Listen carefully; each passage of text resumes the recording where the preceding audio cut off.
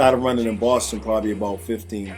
And we would go back and forth between, go between the bridge and the bean. And then around 17, I got caught with a sawed-off shotgun. And then by 18, I was in WALPOLE. God is good. No more selling drugs in our hoods. Allah is great. Allah is good. Put down them guns like a real man would. I could be dead. I could be locked by the feds. All the things that I did. Living my life on the edge. So welcome back to the W Number. Tonight I got my boy Mathematics in the house. We're going to go over his life in the neighborhoods of Boston growing up. Then we're going to go over his life in prison. Then we're going to go over his life with Exit Fame on the road and rapping and what that's been like for him. Then we're going to hit his life in addiction, in mentoring, and coaching. So I think that he could tell his story a lot better than me. And I'm excited to do this interview. I've been looking forward to it for a long time as a fellow man with a W number. You know what I mean? I think that's what we all come together and relate on. You know what I mean? Being in prison, just going through that struggle with addiction, prison, all that. So, just tell us where you grew up and a little bit about yourself. So I grew up in Cambridge, but I always ran in Boston. I grew up in Cambridge, up in North Cambridge. And then I ran down the port, which was right over here. I think I made my first few drug dealers in the alley right across the street from here. And I hung out at this McDonald's growing up. I grew up with my mom's. She had a little issue with my pops, so they didn't see eye to eye. So she felt as though it was better for me to leave, and we moved out. And then I moved into my grandmother's house. But around 13, 14 years old, I started hanging out down the port. And then that's like in the projects and hanging out with those dudes and smoking cane squares and hanging out in the project hallways and, rallying up. I wasn't the toughest dude when I was by myself, but you put me with a bunch of dudes. Now all of a sudden I had a lot of heart. I wasn't the toughest dude, but if you get some Wild Irish Rose and me some weed, couple sniffs, then I do things that normally I wouldn't do. You know what I mean? That Wild Irish Rose. I haven't heard that in a long time. Yeah, make you do crazy stuff. So, so it's just growing up, man. I didn't have a bad upbringing. There was some things I didn't learn along the way, but I didn't know I have this spiritual malady that causes me. So I've been in trouble, kicked out of school every year from kindergarten to 12th grade. I mean, suspended at least once a year. So I've always had the behavior issues. And then I, always had the hustler's mentality, always had to present as like Gucci on the outside, but came out on the inside, put on a facade. But then, once I started picking up those cases, I started running in Boston probably about 15. And we would go back and forth between, go between the bridge and the bean. And then around 17, I got caught with a sawed-off shotgun. And then by 18, I was in WALPOLE. That's my first WALPOLE number is W48848. So, damn. I go. That's an old ass number right there. So my first bid was in 1990. Went to WALPOLE, then did the Concord thing, then went to the old SCCC, then went back to North. I wrote a letter that I wanted to take the educational program in Norfolk. Went there, then the Bay State, then the Lancaster, then the Concord Farm. Then I wrapped up from the old Boston State. So my first bid was pretty sweet. You know what I mean? It wasn't nothing crazy, but it was dope. I'm gonna have a lot of questions about SCCC. Was it SCCC? Yeah, Southeastern Correctional Center. So it's been closed down for a long time. It's like you see weeds growing out the cracks in the walls on the outside now. So it's like I always wondered what it would be like to be in there. We'll touch on that a little bit. I do want to know what little Mathematics was like. You know what I mean? Like, where'd you go to school? Were you into sports? Were you fighting? So growing up, I was more just into like riding bikes. That's when video games just first came out. I mean, I had a few beefs growing up, like playing basketball. Disagreements, but that really wasn't. I'm more of a hustler. I'm a finesser. I'm a hustler. I'm more of a messing with the ladies and stuff like that. I don't really see a purpose. I didn't grow up in one of those areas where you had to rep a street sign or I don't bang for no colors. I'm a 5% of Nation of Gods and Earth. So growing up, we always had our issues. There'd be like the Port would be beefing with NC. North Cambridge would be beefing with West Cambridge. And we had our little squabbles and stuff. But as far as my younger years, it was more the addictive behaviors and the feeling uncomfortable in my own skin, acting out in school, manipulating my mother. Yeah. Not, I mean, I went to church school, Angel Without Wings. So my mother did her best to expose me. I went to Upward Bound, it's like an after-school program that you do. Yep. I went to Shoe Straight basketball camp and all this stuff. But I always felt inadequate and I always felt insecure. And then that's why I used the street life really to mask my insecurities because I was broken. You know what a good question for me right now is why is it that so many addicts have the same feelings and experiences, bro? Because of the spiritual malady. It causes, there's 3 symptoms of it. It's restless, irritable, and discontent. And so restless means something's missing. Irritable means easily annoyed, and then discontent means nothing's ever good enough. Word. Plus, we all of us have a broken inner child, and so that inner child wants attention. Whether we get the attention from a girl, from acting up, from banging, from whatever clothes we got on. But there never seems to be enough attention. We always want more and more and more to the point that it gets out of control. You know what I mean? Yeah, absolutely, bro. And that's what they say, like attention seekers. We're all attention seekers in some type of way. So growing up in Cambridge back in the day, which is like the 80s, right? Yeah, I grew up, I was born in 71. So by the time I was like in the streets, it was probably 84, 85. So like Run DMC was just coming out. Word. The Beastie Boys were just coming out. Is this when Boston got the 3 for the stripes? Like this is that era? Yeah, this is that era. Yeah. When, like the 3 for the stripes. Yeah. I mean, I used to do challenge shows against RSO and this Orange Man when he was first out, and Ed OG and the Bulldogs would come up the street here, and Slick Rick. They had FTI. They had FTI. They would come out.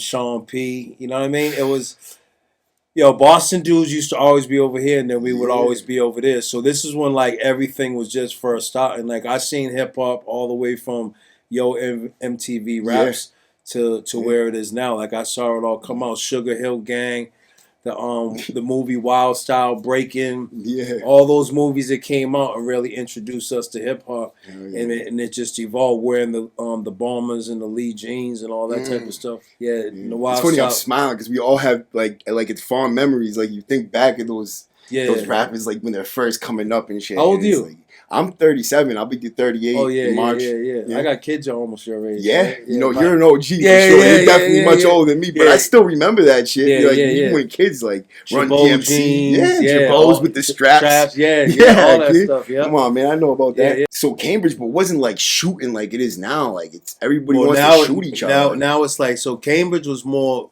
beefing with your hands. My boy Justin Holmes, had an incident that I seen growing up. You know what I mean? But it was a little bit, for the bridge. You know what I'm saying? Yeah. So it was, that stuff was taking place, but bridge dudes were more a stab you, or it was more stuff with your hands. And then that even showed improved. Some of the toughest dudes I was upstate are from the bridge because we didn't have a lot of gunplay. Yep. Dudes more fought with their hands than they did with their with the gunplay. So that's not really my part of my story. I was carrying the sawed-off shotgun. That's my first case. I got caught with a sawed-off shotgun, and I was just doing that. It was a blessing that someone told on me, because I thought it was a cool thing to do. And when I was drunk, I would have probably used it. Yeah. But then when I got upstate, my first roommate was there for blowing someone's head off with a sawed-off shotgun. And he had been down, shout out to Stuart Lopeman, he had been down for like 17 years. And he's the one who taught me the ropes and taught me how to big. Because it wasn't like it is now, all these color codes and letting the jail out a little bit at a time. It was like 600 people in the yard all at once. Hoodies, no PCs. Yeah. There was no color codes. You found out who your beef was when you got to the unit. So, you had to be respectful to get on that phone. All the phones were color coded phones. And if you were going to use it, like if no one was on the white phone, you can't just pick up that phone. You definitely have to ask. It stays there until someone asks. Until someone asks, you got to ask if you can get on and stuff like that. But I'm not a street dude. I'm a hood dude. So a street dude will go all out for their street. They'll kill somebody. Yep. They're gonna wear the same clothes every day, playing in the hallways all the time like that. I'm a hood dude where I know all the street dudes. Yep. I'm always in the street. Yeah. I'm always in the hood, but I'm more about getting the money Mm. than I am, because there ain't no. I've never met most of the dudes that I know that like take people's lives in a gangbang. Yo, they ain't got no money. There ain't no money in that. What money are you getting? What shorty are you getting? You're in DDU for 10 years. No one wants to really be around a killer. They just want to think it's fancy hearing about it and it's like romantic, but until you're like with them and then you're like, I wonder if he'll kill me. Like, Nah, you know what I mean? Nah, yeah, I'm not like that. But yeah. some of the, you know how Yeah, women are. People don't like. They're scared about that Yeah. shit. You know what I mean? We've been around them, so we know they're not. They're just humans. They're just men like us. They don't have those like hair trigger. They just want to kill anybody. It's probably some hood beef or something. Yeah. They were protecting their life, but like they're scared of that in real life. You know what I mean? Yeah, Like, most of the dudes that I met that were like doing life sentences and stuff, they were some of the coolest dudes, and I learned a lot of my stuff from dudes that were doing life bids. It was just an incident that happened. I mean, it doesn't take a lot. It takes like what, a 0.7 of pressure to pull the trigger. Yeah. So something that you do in 5 or 20 seconds can actually get you 20, 30, or a life sentence. And you know, most of the dudes I know, if you had to ask them again, they'll tell you the next time they'd walk away. They wouldn't even do it. So it's compulsive and impulsive decisions that we make sometimes, and a lot of people are getting batteries put in their back to do stuff. But that's what it is. It's like with 85% of the people that are incarcerated, 70% grew up without a father. So what it really is daddy approval. I didn't get the approval and the validation from my father, so now I'm gonna try to get it from getting a rep in the street by being a drug dealer. And normally, you know, all the dudes that were squares growing up, all them dudes, they're far. I'm playing catch up now, and all them dudes I was making fun of, they're skyrocketing. pretty. You know what I'm saying? Yeah. Yeah, sitting pretty. You know what I'm saying? Mm-hmm. I see the same thing. It's in every neighborhood, every city, everywhere you go. It's the dudes that you always made fun of as a kid that are fucking got a banging wife in a badass house with a nice car, things together. They never spent a day in prison. You know what I mean? Got a cush. Yeah. Like we made the mistake, not them. You know what I mean? We fucked up in this, Mhm. but I think it was just a lack of knowledge in understanding of the situation. Like if I had role models that I knew like to look at and be like, I don't want to be like that when I was younger. Like I didn't really have that growing up where I grew up. It was all just, you know, it was fuck around and find out. You know what I mean? Like, but yeah, it's just how it was for me. I mean, it's different for everybody, but that was my experience. Yeah, I mean, I was exposed to working, so my father's been a millionaire 3 times. He was a pimp, and then he got robbed in the combat zone in like the late '70s. He borrowed 2,500, and he started a construction company. And then by the time he was 30, he took a first this construction program, and we ended up going to the White House, and he got the biggest black contractor award. So I was exposed to like working and doing construction. I did have some outlets. A lot of the dudes in my father's family were they're real aggressive, big boys and stuff. Yeah. And I had, you know, even had a few incidents of with my father. You know, things got a little rough at times growing up, as far as like hands being put and all that type of stuff. A lot of it has to just do, man, is we're looking for that approval, and we got this these daddy issues, man, and we're trying to get that valid. And a lot of the like me making fun of other people is because I'm really insecure. So in order to make myself feel better, I'm gonna make fun of you. I'm gonna pick on you. I'm gonna degrade you in order to try to make myself feel better. You know, even like right now, I could try to come on here and depict this big story that I'm this big dude and all that stuff. Have I done stuff? Have I put in work? Yeah, but at the end of the day, I would rather now let dudes know that like that's not the way to go. You know what I'm saying? Because it's just it's really not a lifestyle that I would want to sit there and ever have anybody think is it's a good life to live. You know what I mean? Not for nothing, but living humble is living in harmony. Yeah. You know what I mean? Yes. Yeah. You live with the ego and you live with your chest pumped out. You're gonna find what you're looking for. Yeah. Exactly. You know what I mean? Exactly. Yeah. So when you went into prison, what do you think like kept you from falling off the deep end like most people do? They go in there, young black man. You want to go in there. You see everybody else ganged up and shit. Like, why aren't you in a gang? Why aren't you out here doing the same shit still? Yeah. So when I went in, it was more like there was a lot more activities. There was schooling. There was programming. Yeah. Everybody was in the yard. There was flag football. So there was all these activities that dudes were getting into. and dudes were staying busy and doing stuff. It wasn't like it is now, where there's no, they took a lot of the programming and stuff. We used to get our TVs. Your family could bring up TVs and clothes. They would drop them off on a visit. Then the COs would go through it, and then they would bring your stuff to the unit after. It was completely different. We had a little ice cream shack. You know what I'm saying? Really? When I got to Walpole, I didn't know that you're supposed to go to court. In Walpole, I had them, but when I got to Concord, they had bins of Jordans. And you could just go. This when Jordans was first coming out. They gave you sneakers and all this type of stuff. Yeah, the canteen was always open. There was no days of canteen. Really? You just went over, got what you needed from the canteen. They put it on the books. All this type of stuff. It was completely different than how it is now. But then when I got to Norfolk, probably 4 months into my first bid, I became an Orthodox Muslim, and they used to call me Dawood. You know what I mean? So because I got, I was rocking with the Muslims and stuff. And don't get me wrong, I knew a lot of the gangbangers, and I would walk the quad with them, and we would holler and kicking and stuff like that.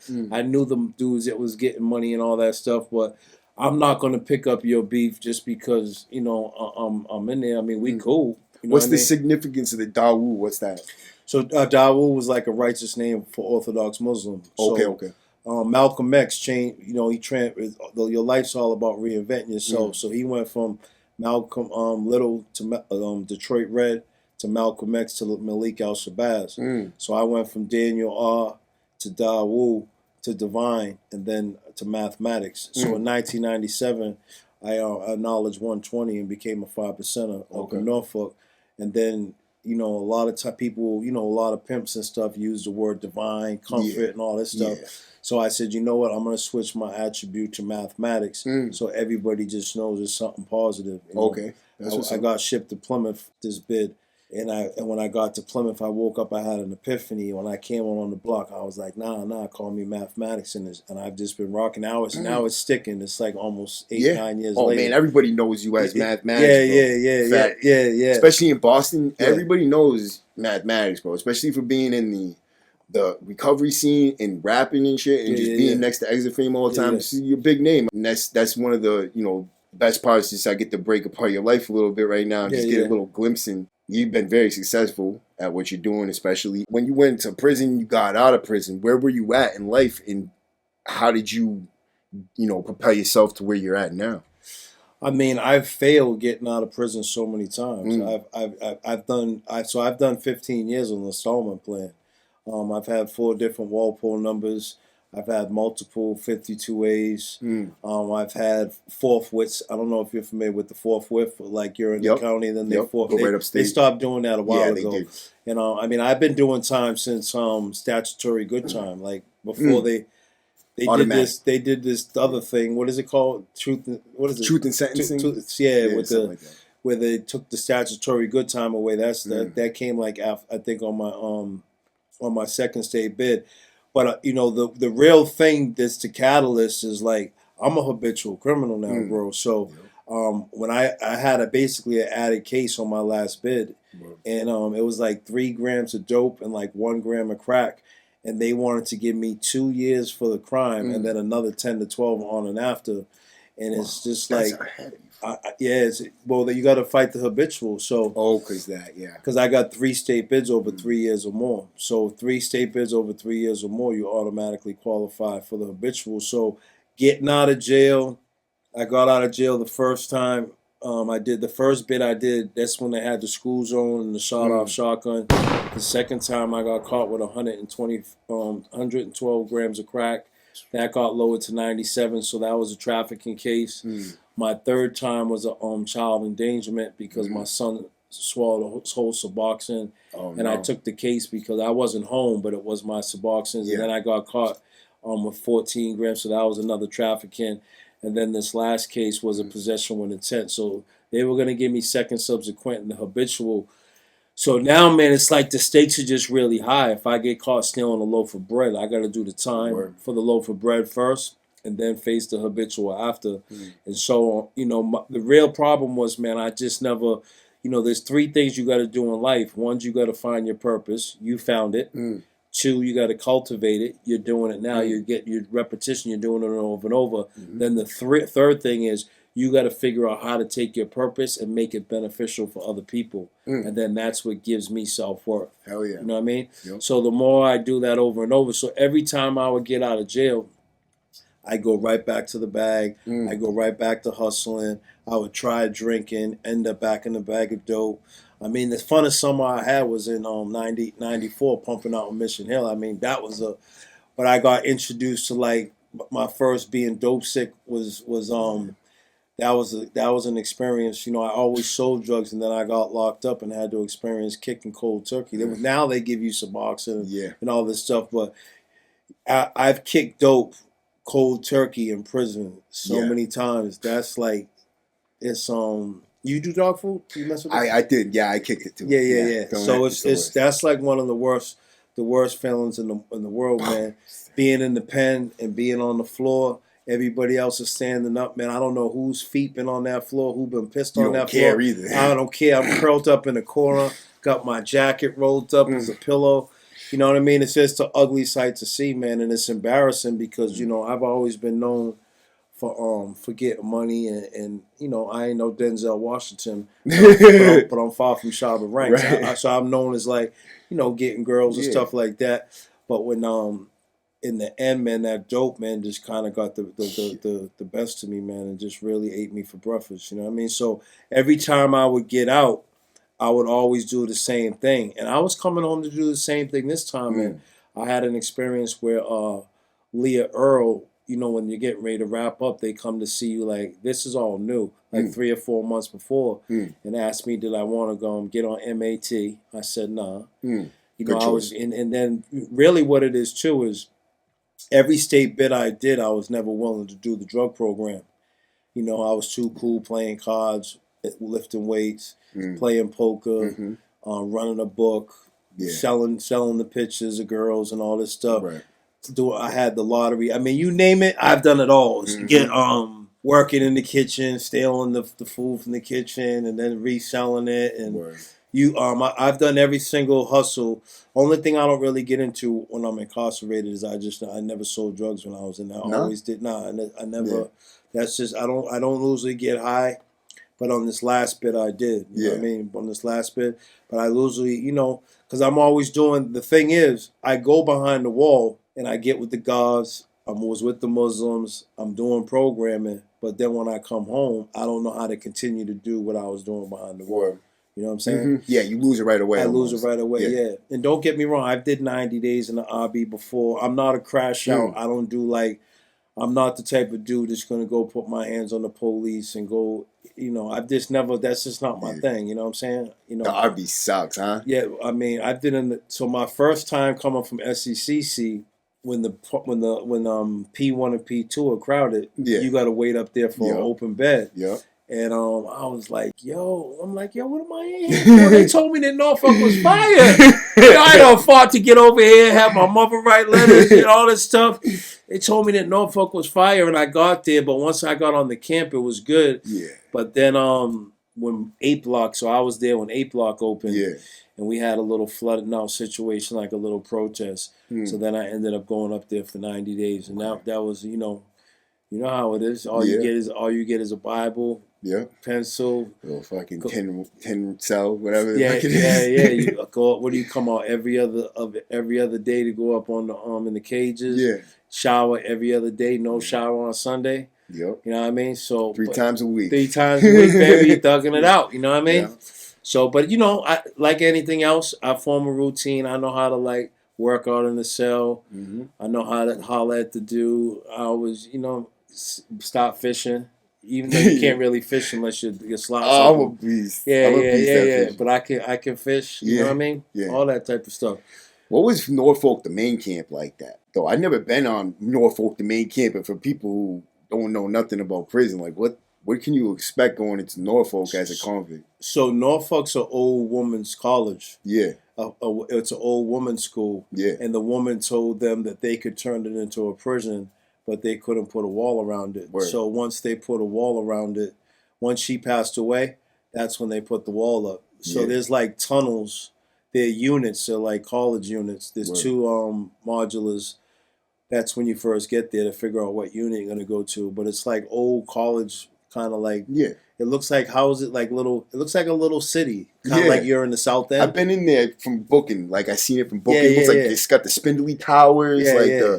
it looks like a college Yeah, campus. it's like, and then in the middle there's a quad, and then there's this big gong, and then when they bang the gong, that lets you know it's time to go back to your unit. Really? Or when they bang the gong, that lets you know that it's movement. You know what I mean? that's cool. I never. That's kind of like a Yeah. little tradition for Norfolk. Then, Yeah. Banging So the gong. Norfolk had ice cream. They got pots and pans. Unless you were in the 8 block, I don't know if they changed it. I haven't been in Norfolk since '97. Probably still pretty much the Well, same yeah. from what I hear. Yeah, you know? when I got there, man, we had tape cassettes. Different that way. Yeah. No 8-tracks. Yeah. Well, no other prison at the time. They just had radios. Norfolk had tape cassettes. All that's now they got the MP4s and the tablets and all that stuff. Yup. But Norfolk was sweet. You know what I mean? Yeah. It was real sweet. Mm. They had good the auditorium, good Black History Month events, rap Really? shows. They always had good programming, and they had the schooling. You know what I mean? Wow. So they did events though. They did like big events. Yeah, they got a big auditorium in there. Right. I think they call it not the OIC, but it's a good auditorium. And even sometimes they have people come off from the outside and do particular stuff. And That's cool. I was always going to I went to my first detox